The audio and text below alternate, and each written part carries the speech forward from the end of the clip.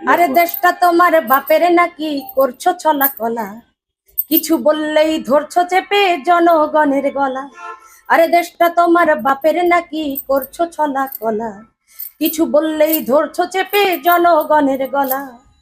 মনে রেখো যুদ্ধ করে রক্ত দিয়ে দেশ পেয়েছি, দেশে দেশে দেশ বাঁচাতে রক্ত দিতে রাজি আছি। মনে রেখো যুদ্ধ করে রক্ত দিয়ে দেশ পেয়েছি, দেশে দেশে দেশ বাঁচাতে রক্ত দিতে রাজি আছি। ভয় দেখিয়ে হবে না রে কাম, হায় বাছারাম ভয় দেখিয়ে হবে না রে কাম। গানটার মূল শিল্পী ছিলাম আমি। যেহেতু প্রথমে আমি গেয়েছি, আমি সেটাই বলেছি, কিন্তু আমার যারা সাধারণ যারা আছেন, মানে সাধারণ যারা মানুষ আছেন, যারা কমেন্ট করে, কমেন্ট বক্সে এসে আমি অনেক নেগেটিভ কমেন্ট দেখেছি। হয়তোবা এটা আমার বোঝানোর ব্যর্থতা ছিল, হয়তোবা আমি ওই সময় বোঝাতে অক্ষম হয়েছি। তো সেজন্য আমি আন্তরিকভাবে দুঃখিত। এবং আমি পরবর্তীতে আমি আসলেই চিন্তা করেছি যে আমার এই জিনিসটা আসলে ক্লিয়ার করা উচিত, যে আমি ওই সময়টা আমি হয়তোবা ওনাদেরকে ওইভাবে বোঝাতে সক্ষম হইনি। তো আমি বলতে চেয়েছি বারবার করে যে গানটা 2022 সালের 3 তারিখে, 3 ডিসেম্বরে গানটা আমার কণ্ঠেই আমি রাজশাহীর গণসমাবেশে, খুব খারাপ পরিস্থিতি বলা যায়, কারণ ওই পরিস্থিতিগুলো তো আসলে ব্যাখ্যা করার মতো পরিস্থিতি না।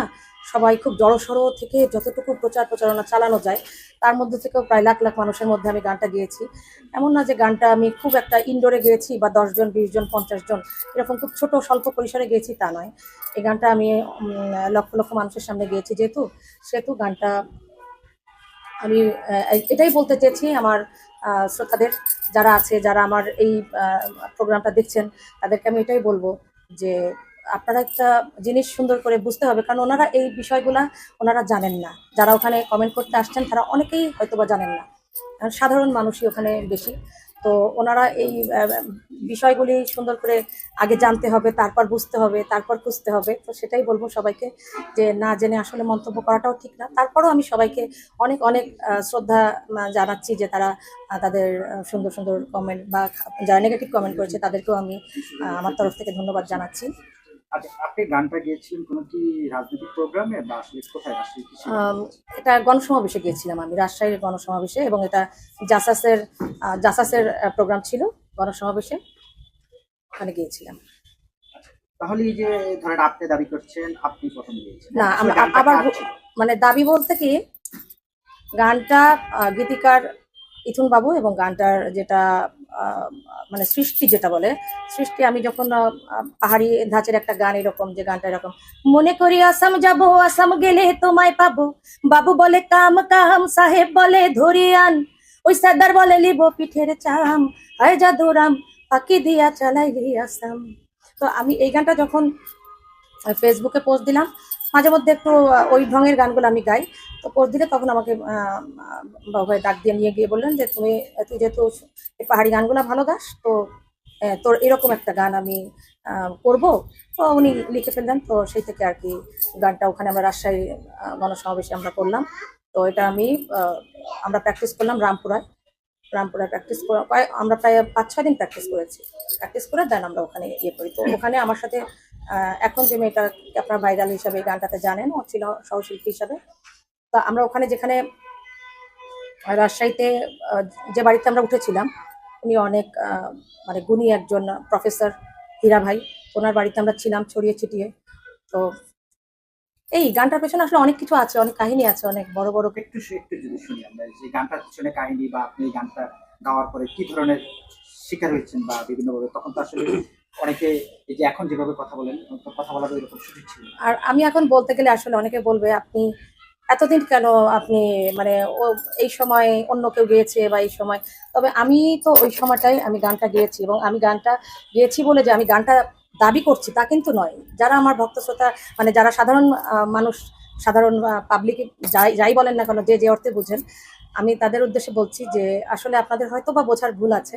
আমি কখনোই গানটা দাবি করিনি। আমি সবসময়ই বলেছি, বা আমি বলার চেষ্টা করেছি, বা বোঝাতে হয়তো বা আমি ব্যর্থ হয়েছি। গানটা আমি সর্বপ্রথম গেয়েছি 2022 সালের 3 ডিসেম্বর, এটা আমি গেয়েছি, আমি সেটাই বলেছি। কিন্তু আমি কখনোই গানটার দাবি আমি কখনো করিনি। আপনি আপনি যে বলেন যে আপনি গানটা সর্বপ্রথম গেয়েছেন, জি, আপনি দাবি কেন করবেন না? গানটা তো তাহলে আপনার।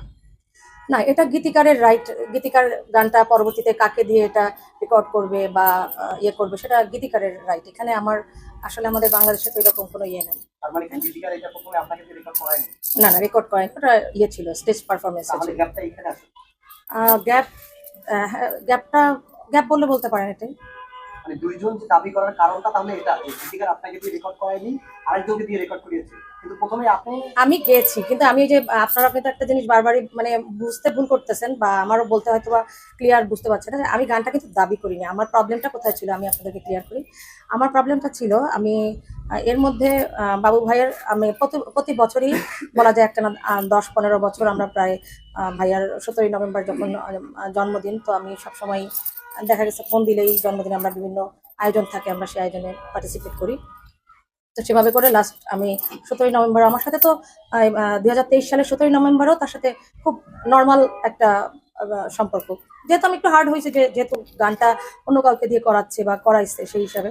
তো আমার আমার সেখানেও প্রবলেমটা ছিল না যে না ঠিক আছে, সে তার সাথে হয়তো আমার কোনো দিক থেকে আন্ডারস্ট্যান্ডিং হয়নি, সে সেজন্য অন্য কাউকে দিয়ে করিয়েছে, বা এটা তার স্বাধীনতা। আমি সেখানে তাকে কখনোই ছোট করে দেখবো না, তার প্রতি সবসময় আমি সম্মান রেখেই কথা বলেছি, আগেও এখনো। তো আমি শুধু এটুকুই বলবো যে আমার কষ্টটা লেগেছে যে পরবর্তীতে এসে আমি তো আগে পরে একদম শুরুর দিকেই আমার যখন দে দে জেল ভেঙে দে গানটা ভাইরাল হলো তখন 2018 সালে। তো তখন আমি তো তা মানে ওই জেল ভেঙে দে গানটার মধ্যে, দে দে জেল ভেঙে দে, ওই গানটার মধ্যে কমেন্ট বক্সে গেলে লক্ষ লক্ষ লক্ষ লক্ষ শুধু কমেন্ট, যে সাহসী শিল্পীটাকে, এই সময় সাহসী শিল্পী, এই সময় দুঃসাহসী শিল্পী, মানে এই ধরনের কমেন্ট আমার এত বেশি, আমার দেখলে আমার মনটা অনেক শান্তি লাগতো তখন।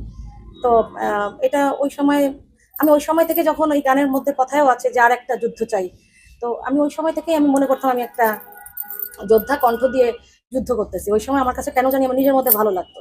এবং এখানে যদি অনেকে কমেন্ট করতেছে, আমি দেখলাম যে আহ, আমি যে গানটা প্রথমে গেয়েছি 2022 সালে 3 ডিসেম্বর, এটা নিশ্চয়ই আপনারা মানে অবগত হয়েছেন অলরেডি, যে এর মধ্যে একটা গত 2 সপ্তাহ আগে আমি একটা প্রেস কনফারেন্স করেছি